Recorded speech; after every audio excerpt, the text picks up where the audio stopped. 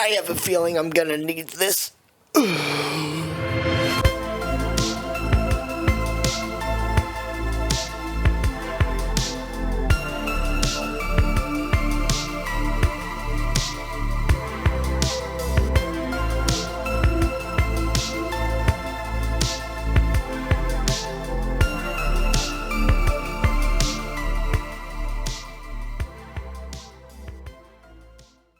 So there's this song that's kind of been blowing up quite a bit recently.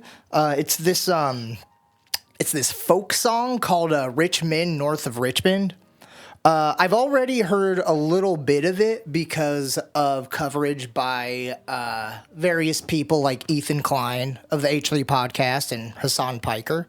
And so I kind of wanted to actually go through the whole video. I already have a few opinions on it, but I don't believe I've listened through the whole thing. So I kind of just wanted to go through the whole thing and kind of react to what I haven't seen or heard of it. Before I start with this little react though, I did want to touch upon the history of folk music a little bit. The practice of folk music has been around for thousands of years, right? Like, it's not just an American style of music. Folk music is music that's usually just passed around to people and passed down through the generations, like traditionally. That's where a lot of traditional music comes from. Now, one of the main reasons why that practice developed was as a means of keeping and passing on knowledge and information. You know, the Big Mac rap song, like that is unironically like an actual modern day example of what the tradition of folk music was originally developed for. And not with like actual literal like measurements or anything like that. Like not like, goodrecipes.gov. Usually just cautionary tales of various things to just avoid in general. It's where a lot of like the Mother Goose rhymes come from too. They were created more so as cautionary tales, as tidbits of wisdom to be passed through the ages. Now, as for the modern day folk music that most people are familiar with, that was a bit more recent. It did start in the 19th century, and it really was the proletariat's music because it allowed you to just learn one instrument, usually a guitar or a banjo or a bandoleon, or even like homemade instruments that could be easily carried around and transported. They would pretty much just go town to town, not just learning songs from others, but listening to people's stories and making songs based off of those stories, and then singing those songs, and, you know, bada bing, bada boom, you got a traditional folk song. So now that I got that little spiel out of the way, let's go through and actually listen to this song.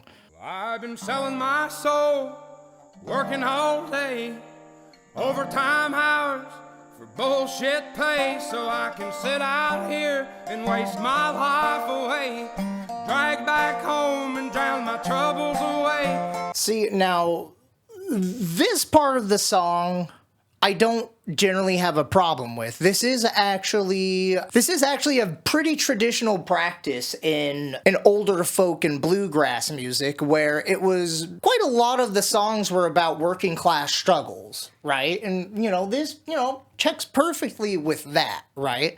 And also, I do want to say that I actually do kind of like his playing. I'm not a guitarist, so I don't know anything about his technical ability, but I do personally like the way that he, you know, plays his guitars. Like, it sounds pleasing to me. Like, you know, I will give him credit there. For Richmond, Lord knows they all just wanna have total control, wanna know what you think.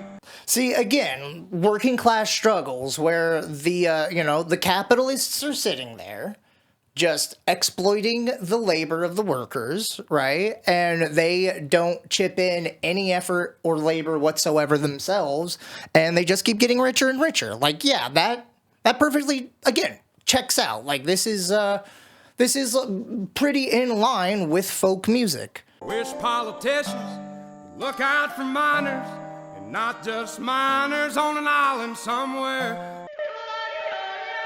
Child sex trafficking is a significantly more important issue. It kind of loses me a bit when you're trying to equate a dying industry that actually like needs to end versus an actual prescient issue that is like actually pretty fucking serious. Listen, I'm a working man. Okay, I understand the struggle. Look at that. You see these calloused work hands? I'm a working fucking man, okay? You know, like, I know where they're coming from, okay? God, if you're 5'3" and you're 300 pounds, taxes ought not to pay for your bags of fudge rounds.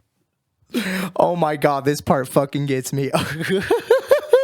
First of all, that last sequence there, it seems like such a stretch for trying to come up with a way to just shit on fat people by saying they eat fudge rounds. What's that word?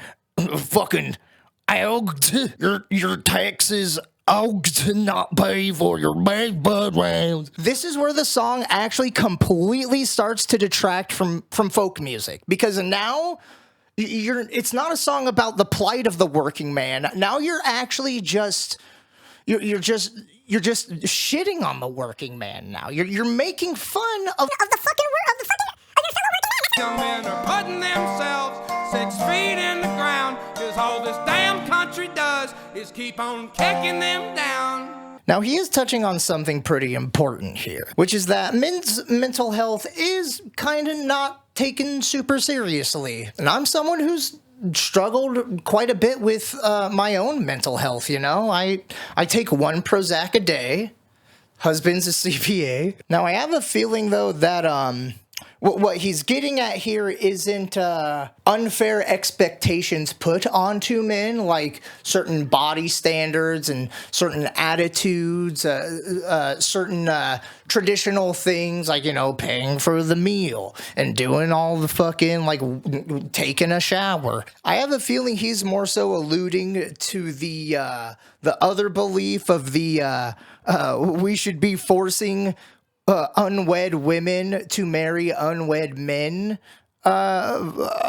mentality of kicking men down. This song is very hypocritical. It's shitting on rich people and the capitalist class and the ultra elite, so all the stupid poor rednecks can sit around and go, oh hell yeah, this is the only part of the song I'm ever gonna pay attention to. I'm gonna wave my Trump flag to Born in the USA. But then there's like, it also takes literally the opposite perspective as well of just shitting on poor people and welfare queens and all this bullshit, so that the snooty uppity fucking rich types like Ben Shapiro and Tim Pool and Steven Crowder can sit there and go, yes, actually, yes, they make a very good point. Yes, these fat people are sitting there on welfare and getting fatter. Yeah, I mean, I have to agree with the song. I mean, I agree with it. I have to agree with it. Will somebody make my wife come back to me? Somebody make my wife come back to me, please. Guys, why don't we just meet in the middle and nuke the Middle East? All this song is really doing is a virtue signaling to just the most annoying shitheads inside of the conservative movement. From the louse-infested, inbred crackers to just the most snooty, uptight, elitist fucking swine. But hey, you know what? Actually, maybe I might be wrong. Sounds like it's got a little bit of something for everybody. Yeah, checkmate, lib flakes. Get fucking owned. That's right.